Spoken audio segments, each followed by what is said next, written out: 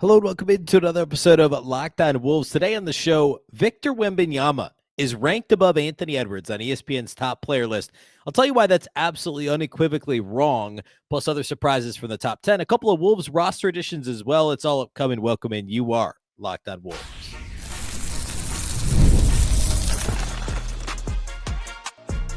You are Locked On Timberwolves, your daily Minnesota Timberwolves podcast.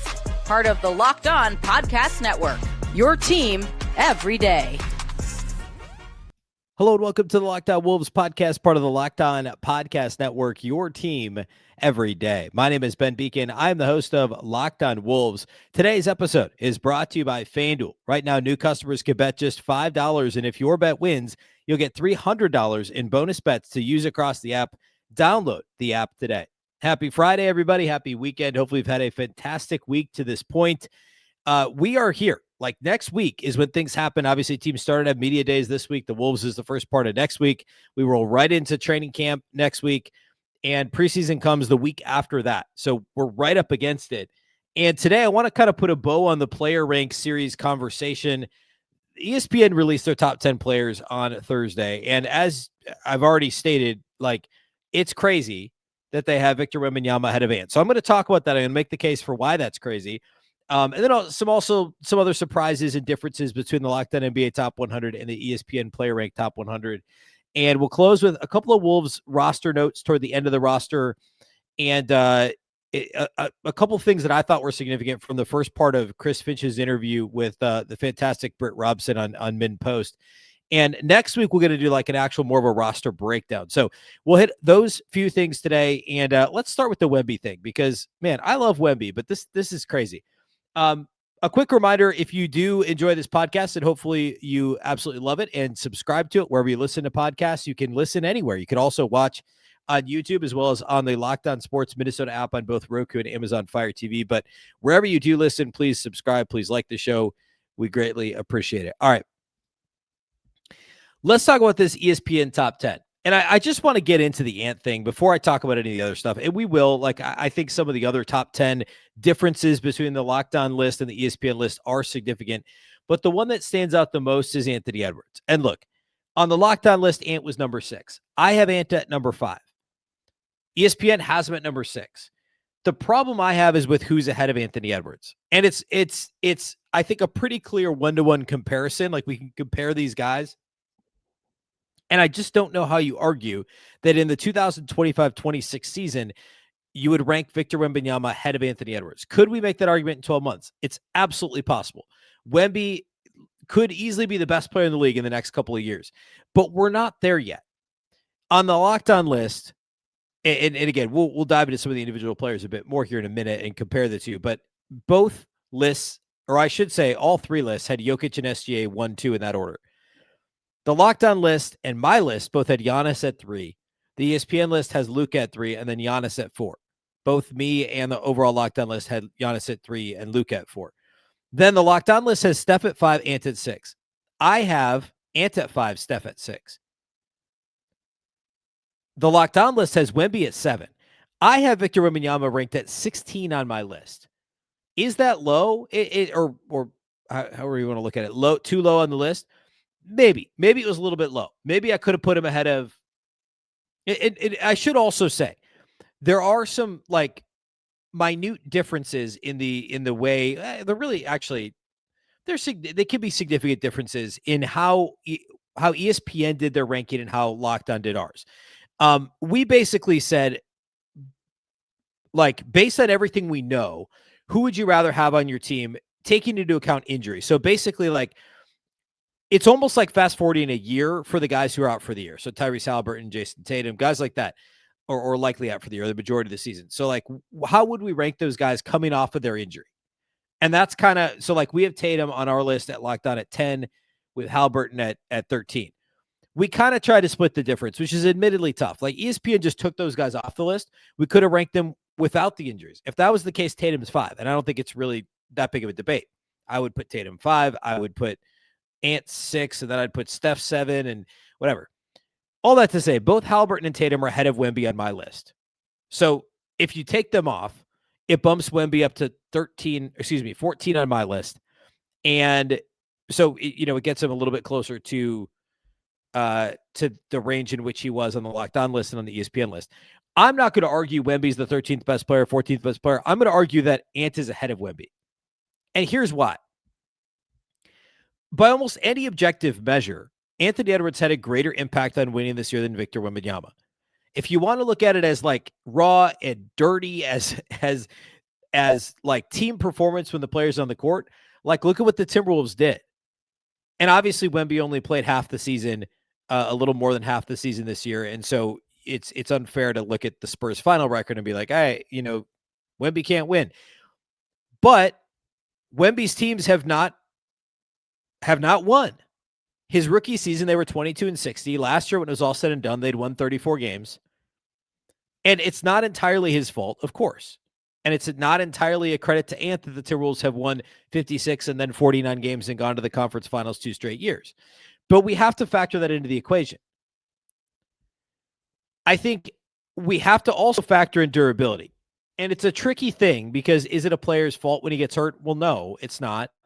Is there a skill to staying healthy? Is there a skill to pushing through and playing through injury? And obviously Wemby's was a different situation last year. I mean, yeah, availability is a skill. Anthony Edwards has never played less than 72 games in a season.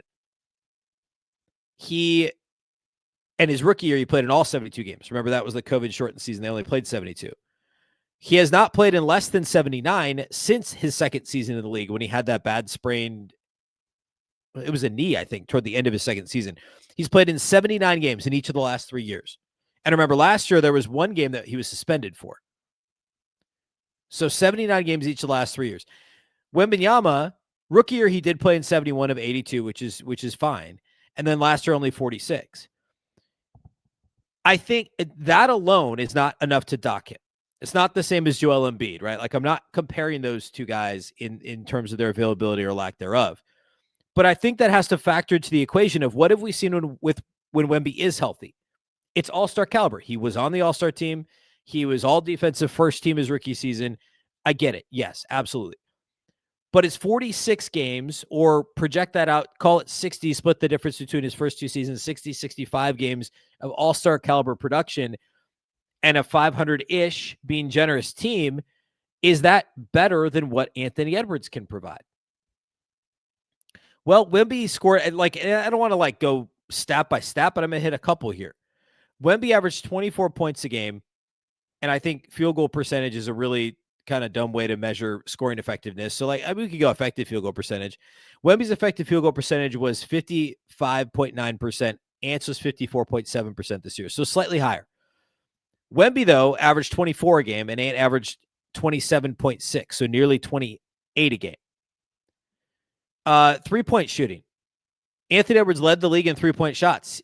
Makes and takes. He averaged over 10 attempts per game and shot 39.5%. And yeah, I'm not about to argue that Ant's better than Wemby simply because of the shooting. But when you think about Victor Wembanyama shooting 9 threes a game, which is what he did last year, he was only 35%. We're talking about a dude shooting only 1.5 threes less per game than Anthony Edwards and shooting well below league average at 35%. For his career, he's under 34% at 7 attempts per game. That's different than the conversation of how crazy it is that a dude that's 7'3", 7'4" is launching threes as smoothly and as beautifully as Victor Wembanyama does. But that matters, that he's shooting that many at a below league average clip. And he's only getting 11 rebounds a game, which obviously, the rebound rate's good. He's a good rebounder, but at his size, should that number be bigger? The block rate's insane. The defensive ability is insane. The free throw rate's very low. The average shot distance, according to Basketball Reference, was 17 feet from the rim for Victor Wembanyama. And sure, some of it is San Antonio trying to protect him a little bit. I get it. But he's not going to, the 3-point shot is nice if he can pull it out of his bag every now and again when he needs it, etc. But he's shooting 47% of his shots from outside the arc, and he's only making 35% of them, negating a lot of what he's doing on the defensive end because the offense isn't as consistent. The offensive glass is great. And like I said, the block shots are great. The passing's actually, the assist to turnover is actually really good for a guy who's 21 this year. That's all true. But when you look at the games he did play, the impact on the team and the team's success or lack thereof, it's a very hard thing to argue that he's better than Anthony Edwards. If we're really projecting out in next June, who's the better player, you could argue it's going to be Wemby. Sure. But I think to like do a ranking to be like, yeah, he's better than Ant right now, it feels very crazy to me. I mean, look at the advanced stats, like lots of grains of salt. None of these are like an individual catch-all stat that are actually, no one stat is going to capture the actual effectiveness of any of these guys, right? So I'm not making that argument, which is why I listed a bunch of things. But like win shares per 48, which gives a pretty good snapshot of like how good a guy is. You know, if it's around 100, he's a starting caliber player, basically, or really, 0.100, right? Around 100. So Wembanyama was a 118 this year, which is good. It's actually not even probably all-star caliber. But usually win shares overrates big men because it overrates rebounding and some of those different things, efficiency around the rim. But because Wemby shoots so much from distance at a low clip, it doesn't help him. Whereas Ant was a 140 this year. Ant was a 140 and Victor Wembanyama was a 118. I think it's a really hard thing to argue that Victor Wembanyama, 117 games into his career, is better than Anthony Edwards, who's played at least 72 games every year and has played 381 overall games, was All-NBA second team each of the last 2 years. Victor Wembanyama has never made an All-NBA first, second, or third team. I think it's a really tough thing to argue. I want to talk about some of the rest of the top 10. Some surprises, some things I think ESPN got wrong and we got right on the lockdown list. We'll do that next, and then we'll get to some Wolves roster stuff here just a little bit.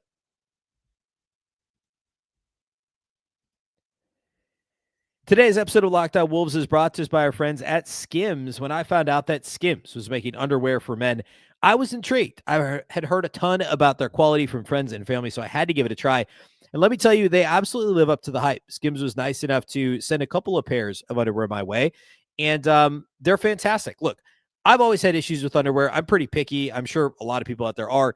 Fit, comfort, finding the right style is always important, and SKIMS changed all that. Their men's line offers something for everyone, from boxer briefs to classic briefs, all designed with the perfect balance of comfort and style. I tried the SKIMS 5-inch boxer brief, the stretch 5-inch boxer brief, and they have the right feeling to them. You don't want to feel like you're wearing spandex or workout underwear walking around all day, but you want them to be comfortable and, moisture wicking and, move when you move. I don't like work out a ton or anything, but I'm pretty active. I walk a lot, and they're very comfortable. They're perfect for anybody with an active lifestyle. They, like I said, they move with you. They don't lose their shape. They stay in place all day. And maybe you're just running errands or whatever it is. Give SKIMS a try. They're the most comfortable and reliable underwear that I have ever owned. Plus, the lightweight material feels amazing, almost like you're wearing nothing at all. Shop SKIMS Mens at skims.com and let them know that we sent you. After you place your order, select podcast in the survey and select this show in the drop-down menu that follows.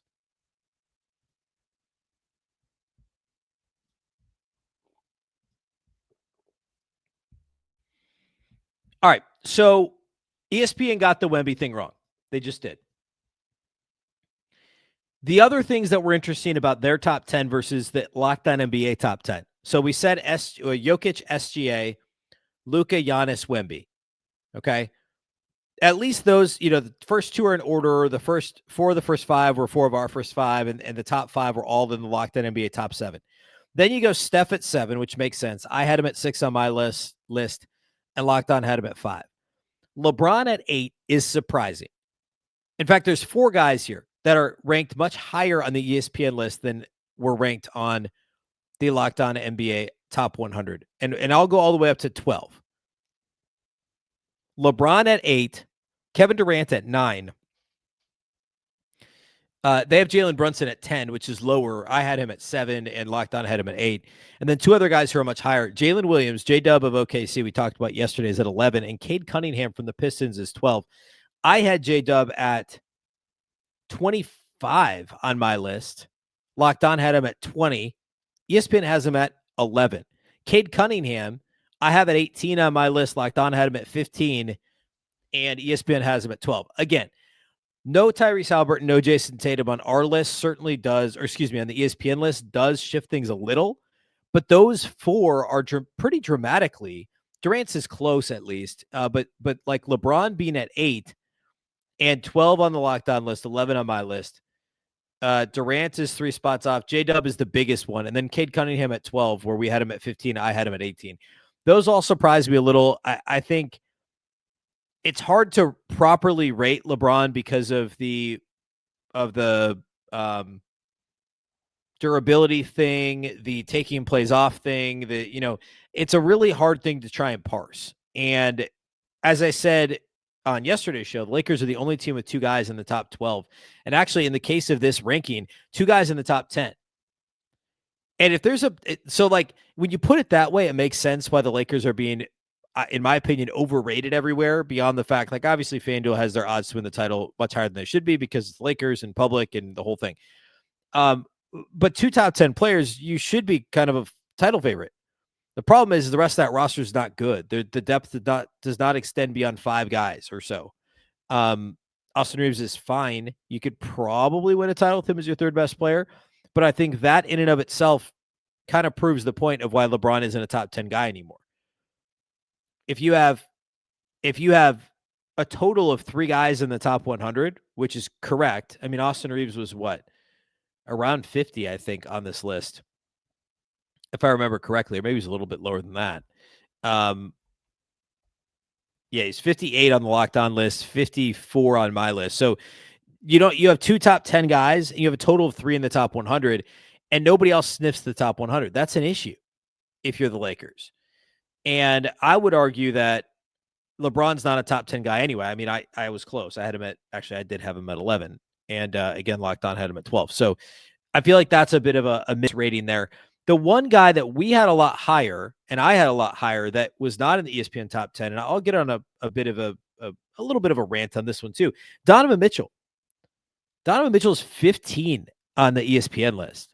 I had him at 8 on my list. And so even if you add in Halliburton and Tatum ahead of Mitchell on the ESPN list, it actually has the opposite effect.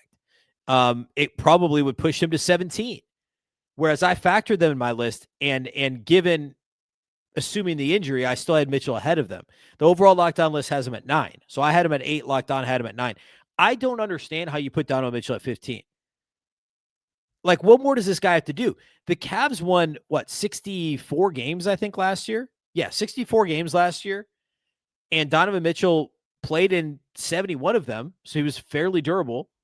He averaged 24 a game. All-NBA first team this year. Is a 6-time All-Star.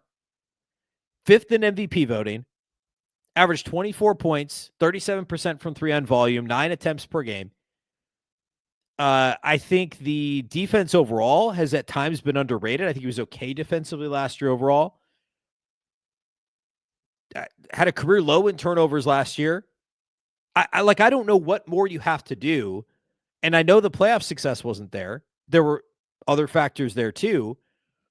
But that shouldn't make him 15 on this list. I think that's absurd. I think Donovan Mitchell's a top 10 player, hands down. And I'm really shocked that he's at 15 on the list. So I think that's the biggest miss. I think Wemby ahead of Ant is a big miss. I think having J-Dub that high is a little aggressive to have him at 11.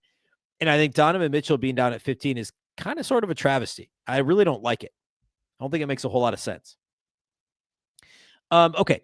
That's all I got in the Locked On NBA Top 100. I talked a bunch yesterday, if you missed yesterday's show, about like how many guys each team has in the top 100 and all that stuff. And, the Knicks and the Thunder are the ones that have the most. And then there's a bunch of teams that have 5. And of course, the Lakers only have 3, and the Clippers only have 3 or 4, I think, in the top 100, 2 in the top 25. But when you look at it that way, it's like, well, of course, the Knicks, the Thunder, the Wolves, the Cavs, and I guess Denver would be the teams that have the most guys. Like, even Houston was on the outside looking in. With Van Vliet, they were in that conversation, but without him, they're not. And the top 100 is a great snapshot of that. I think it does a really good job of kind of painting that picture. All right. I want to close today's show by talking about a couple of end of the roster moves. We'll maybe dig in on those a bit more next week when we do kind of a roster overview leading into training camp, and hit a couple of quick Chris Finch things from his interview with Britt Robson. We'll do all that here next to close the show.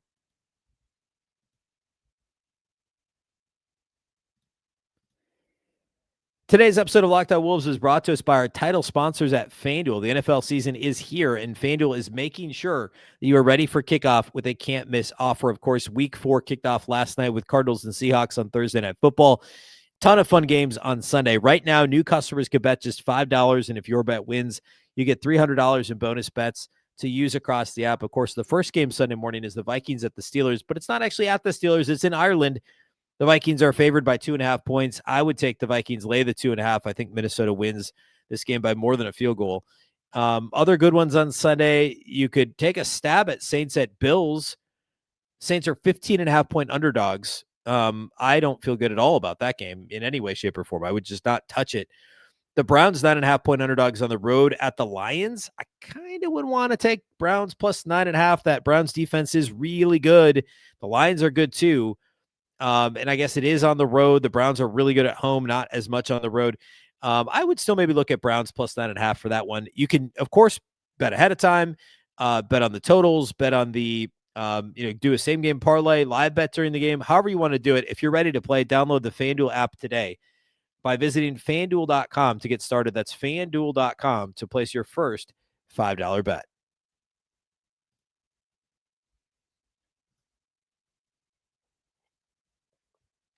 Okay. A couple of Timberwolves roster moves. The first one they made that was reported, I think, on Wednesday, the Timberwolves signed CJ Fulton and then turned around and, yes, waived CJ Fulton. If you're not familiar with CJ, he was on the Timberwolves Summer League roster. He played in just a couple of games. He is essentially, he's technically a point guard. I think he's really more of a shooting guard in a point guard's body. He's listed at 6'2". He played 2 years in the Patriot League with Lafayette and then a couple of years at the College of Charleston. He's actually Irish. His dad is an Irish basketball legend. We talked about this on the show at some point over the summer, probably right before Summer League. I'm going to see if I have my Summer League notes handy here. Yeah, here we go. So 6'2", 6'3" guard. Didn't actually score that much in college. Was an okay shooter. Like you look at his college stats, he was just under 38% from three. Overall, 4 years of his career, 37% from three on just under 4 attempts per game, which is, you're going to assume, an undersized point guard that is a modest athlete. Probably was a really good shooter. He's just an okay shooter. He did lots of stuff. He had a crazy assist-to-turnover ratio in college, like a really insane assist-to-turnover ratio, and is a good rebounder for a guard, especially for his size and his relative lack of athleticism. I think, and I should say that Wolves already waived him. So what they're doing is they signed and waived him so that they're able to offer him that Exhibit 10, or they did offer him that Exhibit 10 deal. So if he sticks with the Iowa Wolves for more than 60 days, he gets like an $83,500 bonus to stay with the Iowa Wolves. So it gives him, the Wolves basically did it to get this guy $83,000. Like that was the idea. It seems to me like this is a plug and play. Like, hey, this guy's a pro. He's going to be able to operate the offense with his great assist turnover. He's a good spot-up shooter. He can rebound the ball. It's a safe addition to the G League roster. Like CJ Fulton, I would be floored if he ever got into an NBA game for anybody, much less the Timberwolves. But he's probably going to be a good pro basketball player, and ultimately it's likely going to be in Europe. I think he'll be solid because he's clearly a very polished player overall, a solid player, well-rounded. But he doesn't have any one NBA skill. It's certainly not athleticism. It's certainly not size. It's not quite shooting. Assist or turnover, maybe, but given none of the other stuff is great and the rebounding is solid, like I just don't know how he ends up as an actual NBA player. But that's why they did it, and it means he technically isn't on the roster for camp. Like I don't think he'll be in camp with the Wolves because he doesn't count against that 21-man camp roster. He was waived, and now he goes to Iowa Wolves of the G League, and that was the move there. The other move that Timberwolves made is they signed Nate Santos and did not waive him. At least have not seen that they've waived him, so he likely will be in training camp. Nate Santos is another undrafted rookie free agent. He was not on the Wolves Summer League team. He was actually on the Magic Summer League team and only got into 4 games with limited action in those 4 games. He likely was an Exhibit 10 signee as well. The thing with Santos is he's a forward. That's an important thing to say. He's basically a combo forward. He's 6'7". He's a little not a good enough athlete or long enough to really be like a 3, and he's a little undersized to be like a really good 4. He's a bit of a tweener in the 3-4 range, which is a phrase we don't really use anymore because positions, like, it doesn't really matter, but I think of it in terms of who you're guarding defensively. He's a good shooter, not a great shooter. I'm going to pull up his college stats here. There they are. He was 41% as a senior overall in college across 4 years, 2 at Pittsburgh, 2 at Dayton. He shot 37% on 3 and just over from 3 on just over 3 attempts per game. He shot a lot more as a junior and a senior at Dayton than he did at Pittsburgh. Averaged 14 a game, just under 6 boards a game. The perimeter shooting is good enough. Pretty good at putting the ball on the floor and trying to score a little bit, but modest athleticism. I think struggled with the shot selection at times from what I saw of him, and not a good enough defender to really stick, I don't think, at the NBA level, but is kind of one of those, a little bit of a jack of all trades, master of none. He's not going to play make. He's not a point forward. He's certainly not an elite athlete. He's on the older side. He's undersized if you're looking at a 4, and he's not athletic enough to really guard or good enough. I don't think going to be a good enough shooter to be a 3. So he's a bit of a tweener there. I think he's ultimately a G League guy as well. They probably gave him an Exhibit 10 deal. My guess is that they figured he's more useful in training camp than CJ Fulton. Fulton gets the Exhibit 10, but gets waived, so he gets to stick in Iowa, and Minnesota can still has 2 open training camp spots. Like, by my count, they have 19 spots right now. You can go up to 21. They've still got actually 2 real roster spots open, or sorry, 1 real roster spot open because they did sign Bones Highland. So they've got 1 training camp slot and 1 standard contract spot. By the time we do a show on Monday, perhaps that changes and those spots are full, but that's certainly something we'll focus in on next week. We'll look at the roster breakdown. But that's what the Wolves are trying to do there with the end of the roster. Real quickly, something we'll cover more on Monday is this great Britt Robson interview with Chris Finch. It's like a 4-part interview that he's releasing that he did this last year, did it again this year. We sat down with Chris Finch and talked about a number of topics. The most interesting thing from part 1 was the confirmation of exactly what my take was on the Nickeil Alexander-Walker rule being backfilled in the aggregate by Minnesota. And I'm not going to like read directly from the article today. I might do a little bit of that on Monday. But basically he said, hey, look, we've got 3 guys. Or I think Britt framed the question of like, hey, there's multiple guys filling the Alexander-Walker role. What's the plan? And Finch said, yeah, I mean, Dillingham is the off the dribble scorer and creator, and Clark's the point of attack defender, and Shannon can score from anywhere and gives you that element in that 3-point shooting. It's exactly what I've been saying for 2 months on the show, is that's how Minnesota is going to fill this. It's going to depend on matchups, and that came up in the conversation too. And then related to that, he talked a little bit about Jaden McDaniels perhaps playmaking a little bit more, and that basically that was kind of the plan last year prior to the Julius Randle trade. And then Julius Randle ended up playing some point forward, obviously played power forward.